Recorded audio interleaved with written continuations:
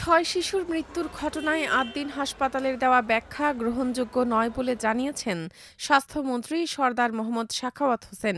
তিনি বলেছেন, হাসপাতাল কর্তৃপক্ষের জবাব অস্পষ্ট এবং প্রয়োজনীয় তথ্যের চেয়ে অপ্রাসঙ্গিক বিষয় বেশি। ১০ জুন সচিবালয়ে সাংবাদিকদের কাছে তিনি এসব কথা বলেন।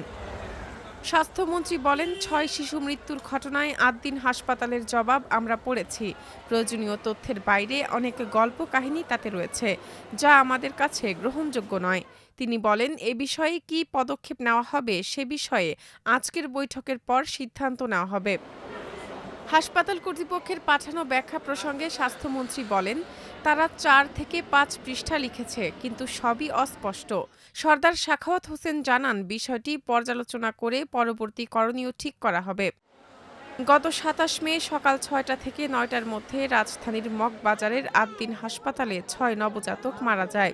ঘটনা তদন্তে স্বাস্থ্য মন্ত্রণালয় থেকে তদন্ত কমিটি গঠন করা হয়। কমিটি গত বৃহস্পতিবার প্রতিবেদন জমা দেয়।